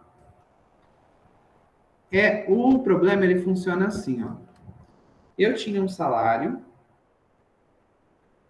e aí esse salário, ele sofreu um aumento de 15%. Aumentou. Fiquei feliz, e eu sei que depois que esse meu salário aumentou, eu estou recebendo 2.300. Só que aí vamos para, eu perdi meu contra-cheque, o olerite, eu quero saber quanto que eu recebia antes do aumento. Então, o valor que eu recebi antes do aumento, eu esqueci, é o X. Esse valor, ele equivale a 100%. E o valor final, que é o valor que eu estou recebendo agora, ele equivale ao 100%, que era antes, mais os 15% que aumentou. Ou seja, ele equivale a 115%. E aí eu monto a regrinha de 3 a partir disso. O valor que eu tinha antes, que eu não sei, é o 100%, é a minha base, de onde eu parti.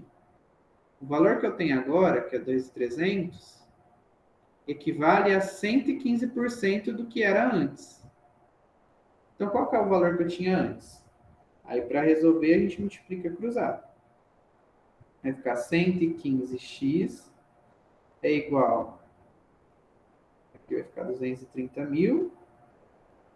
X é igual a 230 mil dividido por 115. Na hora que a gente fizer essa divisão, vai dar 2.000. Ou seja, eu descubro que o meu valor antes do aumento era de R$2.000. Repara que esse exercício que eu criei, ele é o contrário do primeiro. No primeiro eu tinha que era 2.000 e aumentei 15%. Beleza, vai dar 2.300. Agora, nesse outro, eu falei assim, eu tenho que 2.300 é o final. Quanto que era antes?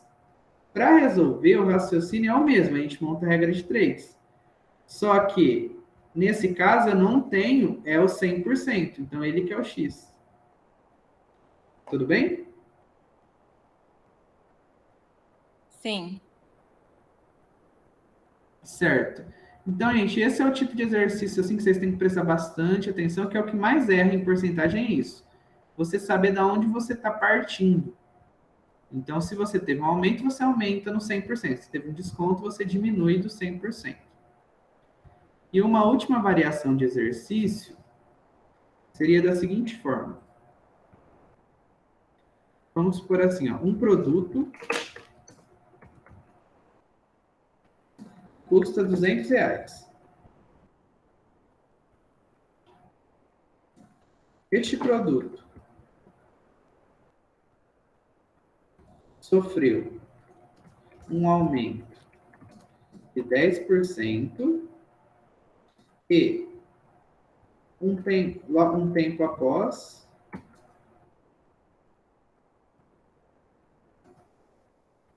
e logo após o período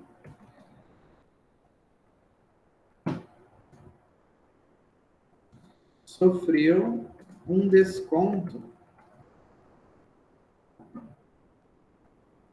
de 10%. E pergunta: qual o preço deste produto após estas etapas.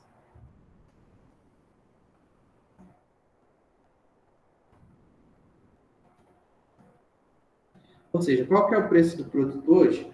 Então, o produto custava R$200, ele sofreu um aumento de 10% e depois ele sofreu um desconto de 10%. Qual que é o preço do produto após ele sofrer o aumento e o desconto? Muita gente faz assim. Se aumentou 10%, depois diminuiu 10%, o produto tem o mesmo valor. Está errado. Não tem o mesmo valor. Por que não? Porque na primeira etapa ele sofreu um aumento de 10% em relação aos 200. Então, se você fizer a primeira etapa, vai ser assim, ó. R$200 é o seu 100%. Esses R$200 sofreu um aumento de 10%. Vou colocar aqui, ó, 110. E eu vou achar qual o valor ele passou a ser. Multiplicando cruzado, vai ficar 100x é igual 2.200. X é igual... Não, mais um zero, né? Mais um zero. X é igual a 22.000 dividido por 100. Na hora que eu dividir, vai dar 220. Ou seja, o meu produto, após um aumento de 10%, passou a custar R$220. E na segunda etapa, gente, o desconto ele foi em cima dos 220 e não dos 200. Por isso que não é a mesma coisa. Então, o meu 220 ele vai passar a ser o novo valor. Então, ele vai ser o 100%. Ele sofreu um desconto de 10%. Então, 90% dele vai custar quanto? X. Aí eu multiplico cruzado. Vai ficar 100x é igual a 220 vezes 90, que vai dar 198.000. Não. 19.800, colocando zero a mais. Então, x é igual a 19.800 dividido por 100. Fazendo a continha, vai dar R$198. Então, meu preço após o aumento e após o desconto, ele passou a ser R$198. Ou seja, em relação ao valor inicial, ele reduziu R$2. Tudo bem?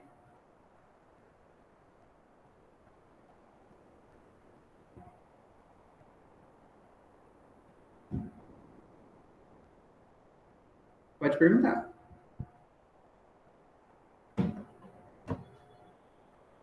Não? Acho que tinha mão levantada.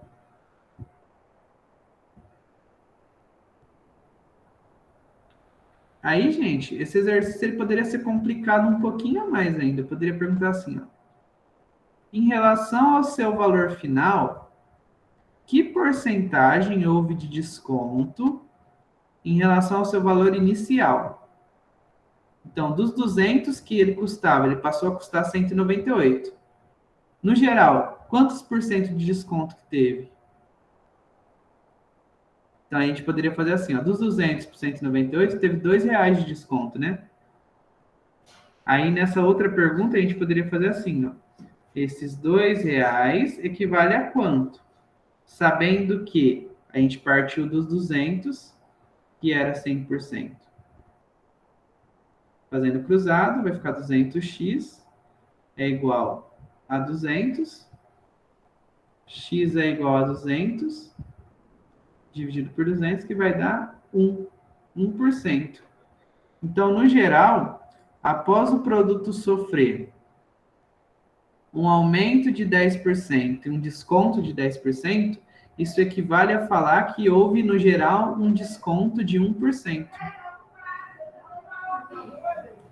Tudo bem? Pode perguntar. Eu poderia falar, por exemplo, eu não poderia falar que esses R$2 é o 90% e os 200 é o 100%? Daria certo também? R$2,90? Não. Os R$ 2 não equivale a 90% que a gente achou lá em cima? Não. Os R$ 2, ele é o desconto, né? Que a gente não sabe quanto que ele equivale. Nesse exemplo de verde era o que a gente queria achar. Gente, então em relação à porcentagem, é isso que a gente tem. Aí eu falei todos os tipos de exemplos que poderiam cair. E aí agora, para a gente terminar essa nossa aula de hoje, a gente vai falar sobre sistemas de medida. A gente vai ver, acho que vai dar tempo, se não der também não tem problema, todos os sistemas de medida e as conversões. Essa parte de sistema de medida é uma parte assim bastante interessante, porque ela pode ser um exercício só dela, ou ela pode cair também junto com geometria. Por quê? Porque na geometria você tem as medidas lá dos lados, das figuras, e aí você, consequentemente, vai precisar saber trabalhar com isso. Então, esse tipo de questão, ele pode ser uma questão por si só, ou dentro de uma outra situação, problema. O primeiro sistema de medidas que a gente começa a estudar são as medidas de comprimento. As medidas de comprimento, elas servem para medir distância entre dois objetos, entre dois lugares, etc. Mas ela serve para medir distâncias. Quando a gente chama de unidade padrão, isso significa o seguinte para a gente. A unidade padrão é a unidade que está no SI. O SI é o Sistema Internacional de Medidas. Então, independente se eu estou na China, se eu estou no Brasil, se eu estou nos Estados Unidos, o padrão para conversão entre países é o metro. Então, isso é o que significa estar no SI. SI é o Sistema Internacional de Medida. Pode ser que ele pergunte qual que é a unidade padrão da medida de comprimento. É o metro. E aí, gente, a partir do metro, a gente tem os seus múltiplos e submúltiplos. O que a gente não pode confundir? É que nessa tabelinha, você tem o seguinte. Acho que tem alguém com o microfone ligado. Você tem o seguinte, nessa tabelinha. Não acaba no milímetro e não acaba no quilômetro. Por exemplo, se eu fosse medir o comprimento de uma célula, uma organela celular, ela está na ordem de micrômetro, que é o micrômetro, ou o nanômetro. Seria o nanômetro. A pronúncia correta é nanômetro. Eu estou falando nanômetro só para vocês entenderem que tem um prefixo ali antes. Que seria, o micrômetro é 1 milhão de partes do metro. E o nanômetro seria 1 bilhão de partes do metro. Então, não que a nossa tabelinha acabe no milímetro. Tem mais gente para lá. E não que a nossa tabelinha acabasse no quilômetro. Tem mais gente para lá também. Porém, isso daqui é um recorte que a gente faz. Que é o recorte que cai em prova. Então, a gente sempre padroniza o metro e a gente tem os submúltiplos. 10 partes do metro é o decímetro. 100 partes do metro é o centímetro. 1000 partes do metro, a gente tem o milímetro. Então, repara que o decímetro equivale a 10 partes do metro. Dividido por 10 é 0,1. Centímetro equivale a 100 partes do metro. Dividido por 100 dá 0,01. O milímetro equivale a 1000 partes do metro. Dividido por 1000 vai dar 0,001. E a gente tem também os múltiplos, que são maiores que o metro. O decâmetro é 10 vezes o metro, o hectômetro é 100 vezes o metro e o quilômetro é 1000 vezes o metro. De maneira geral, a gente tem o seguinte. toda vez que a gente for passar de uma unidade que está à esquerda e a gente vai para uma unidade que está à direita, a gente vai passar multiplicando. Então, se eu for de metro para decímetro, eu multiplico por 10. Se eu for de metro para centímetro, eu vou multiplicar por 10 e multiplicar por 10, ou seja, multiplicar por 100. E assim por diante. Então, toda vez que a gente andar para a direita, a gente multiplica por 10. Se a gente for andar para a esquerda, se for passar, por exemplo, metro para decâmetro, eu divido por 10. Então, se a gente for andar para a esquerda, a gente divide. De maneira geral, gente, eu posso usar esse raciocínio para fazer as conversões de unidade, ou eu posso utilizar a tabelinha. Eu costumo utilizar a tabelinha, que eu acho que é mais simples. Então, você vai decorar a sequência aqui, que é quilômetros, é que você vai precisar decorar. Hectômetro, decâmetro, metro, decímetro, centímetro e milímetro. E aí aqui você monta uma tabelinha, onde para cada unidade você tem um espacinho.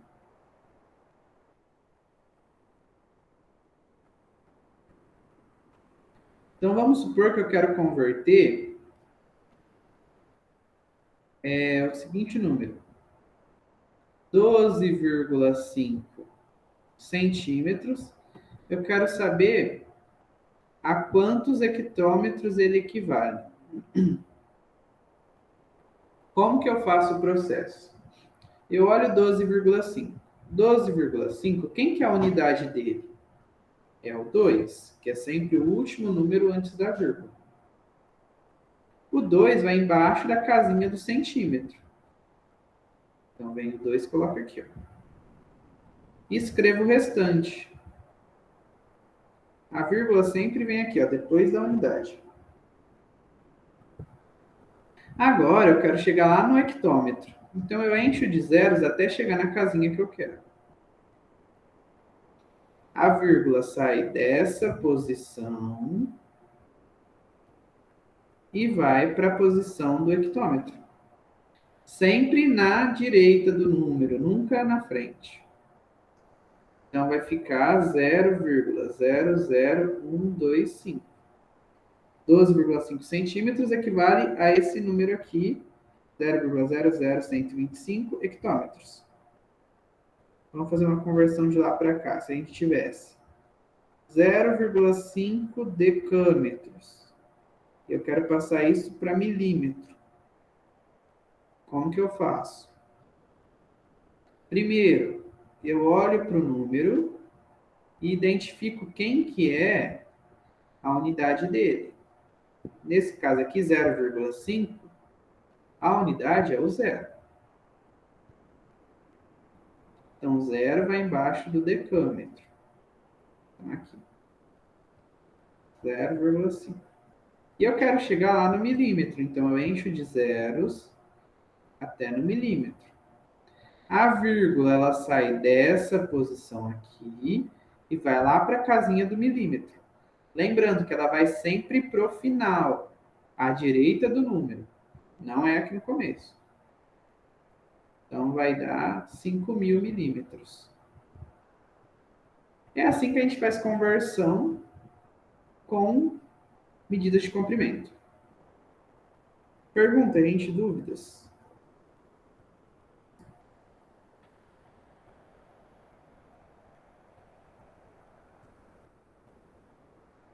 Não? Certo. Se fosse de massa, aí você faria a mesma coisa, não muda nada. Nadinha, nadinha. Quando a gente fala de massa, a única coisa que muda é que a unidade padrão é o grama.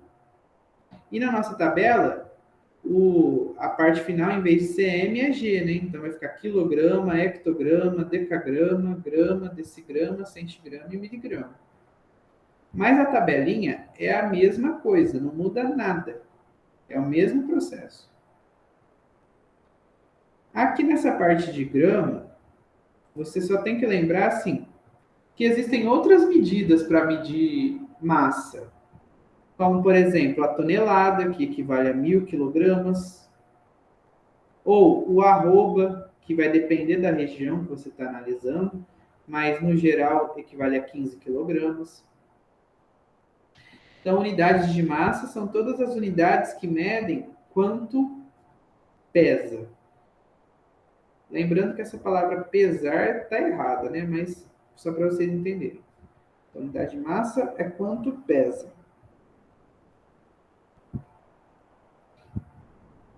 A megatonelada, né? Mas aqui também acho que nem precisa. Uma megatonelada equivale a 1.000 toneladas, ou a 1 milhão de quilos. E as conversões são do mesmo jeito que a gente acabou de ver. Aí, quando a gente vai tratar de medidas de superfície, toda vez que a gente falar de medidas de superfície, a gente está falando de área. Então, medidas de superfície equivale a área. Certo?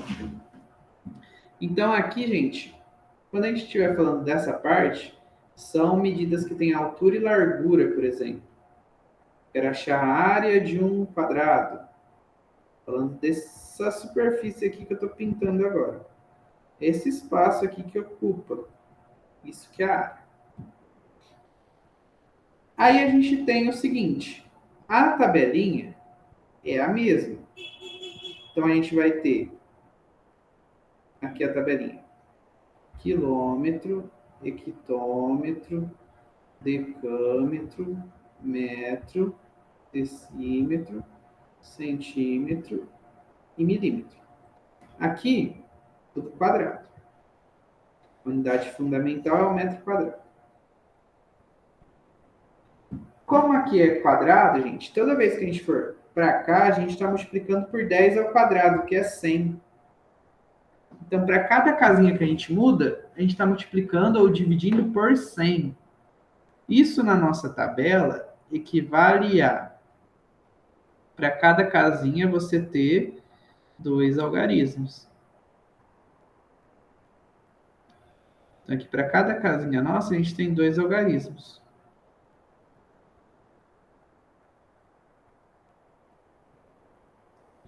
E aí, vamos fazer algum exemplo. 0,5 decímetros quadrados e vamos passar isso para decâmetro quadrado. Aí você vai fazer igualzinho, ó. A sua unidade, que é o 0, vai embaixo da unidade. No nosso caso, é o decímetro quadrado. Só que aí você vai olhar. Ah, o decímetro quadrado tem 2 espaços. Pensa, qual que seria o espaço da unidade? A unidade estaria aqui, ó. Unidade, dezena. Unidade seria aqui. Então, por isso que o 0 vem aqui. Então, a unidade sempre vai na unidade.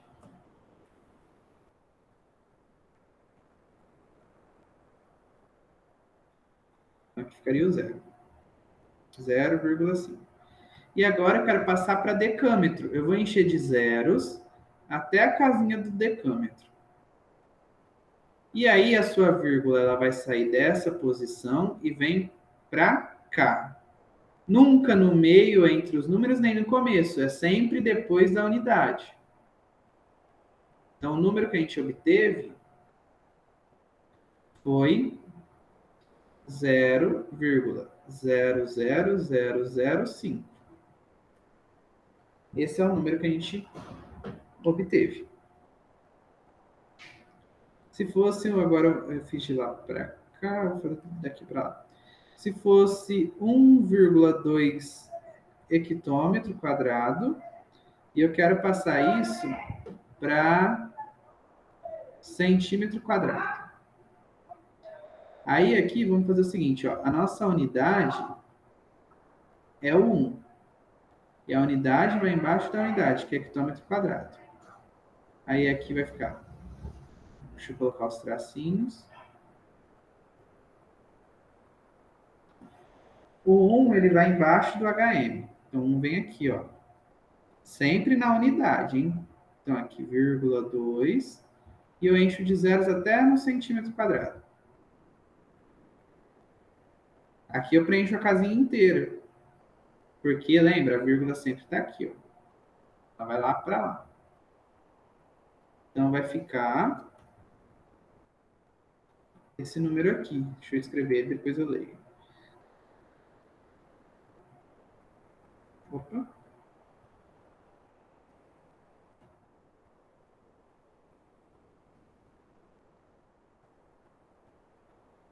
R$ 12 milhões. Não, tem coisa errada, hein? 120 milhões. Espera aí, tem mais um zero aqui. Então, vai dar 120 milhões, centímetros quadrados. Repara que o que confunde nesses tipos de exercício é o zero. Às vezes ele vai te dar um exercício mudando um zero só de uma posição para outra ali, um zero a mais, um zero a menos entre as alternativas. Então tem que tomar bastante cuidado. Tudo bem, gente, até aqui?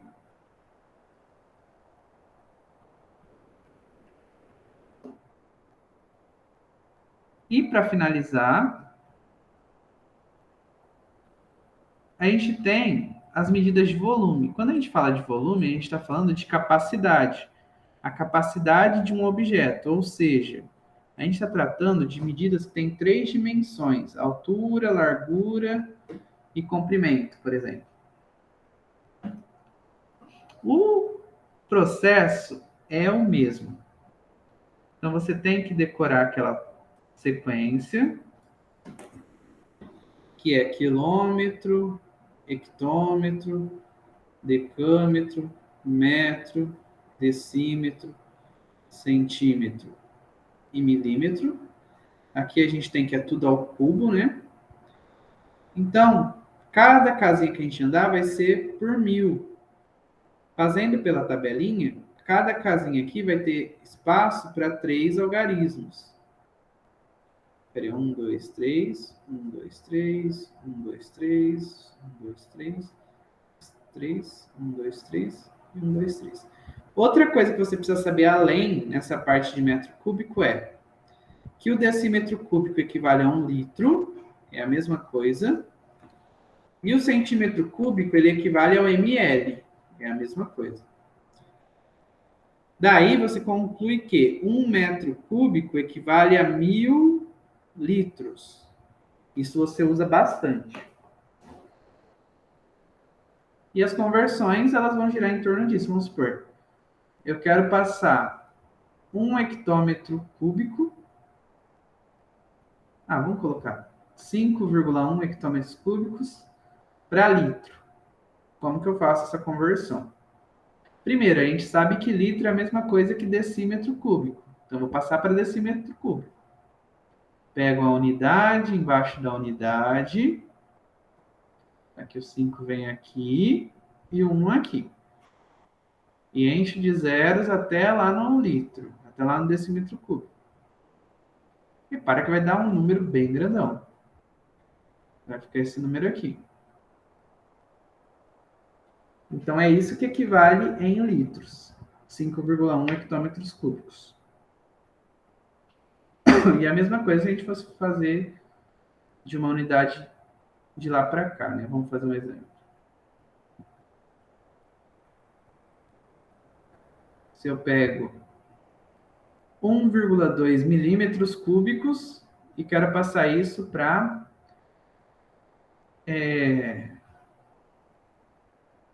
litro. Quero passar isso para litro. Então, quero passar para decímetro cúbico, né? Então, eu pego o 1, que é a unidade, vai embaixo da unidade. Vem aqui, ó. O 2 ficou de fora, não tem problema.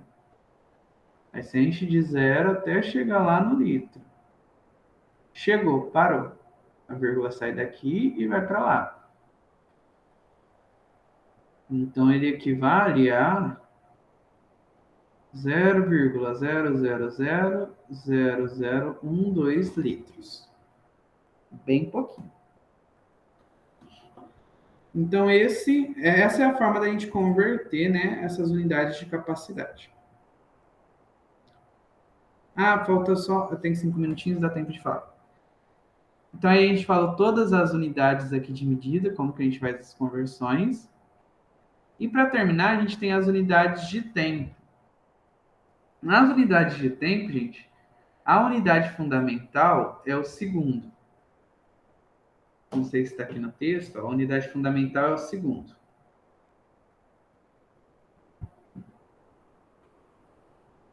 É o segundo. E tem vários tipos de unidade de medida de tempo. Tem o ano, mês, horas, dias, décadas. Então tem como a gente fazer todas as conversões aqui, mas entender a ideia de como faz. As principais. Nossa, a voz já está pedindo férias.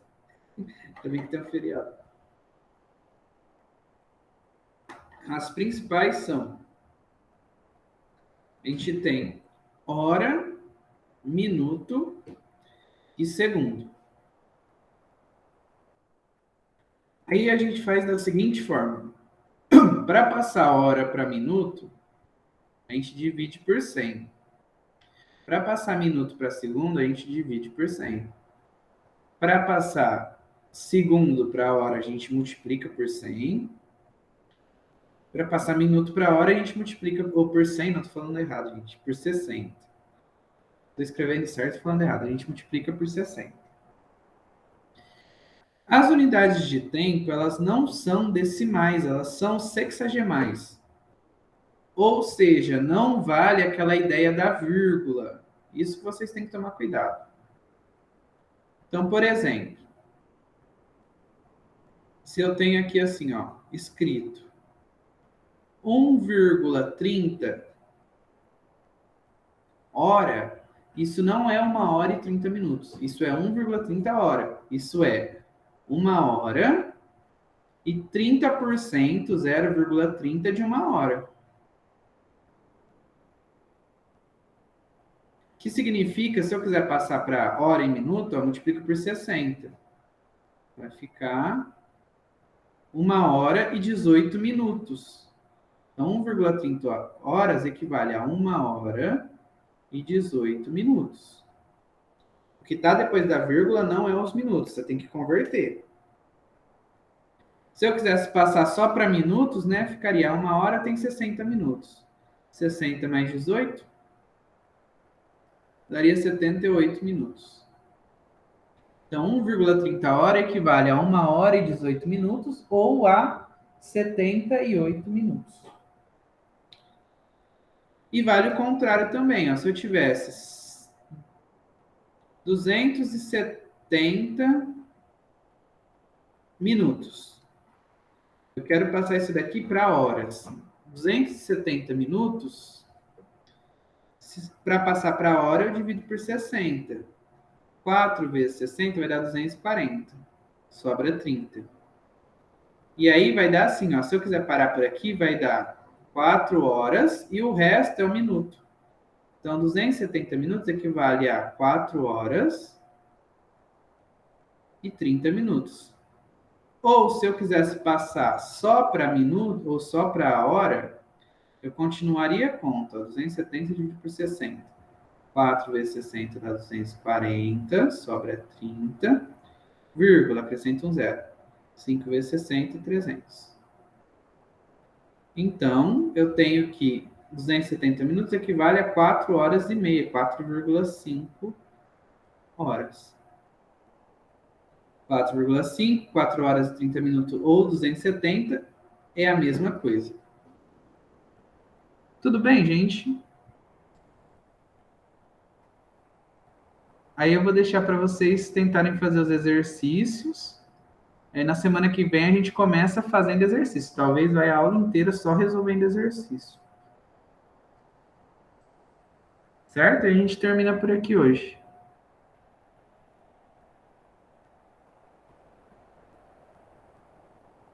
Vou parar a gravação.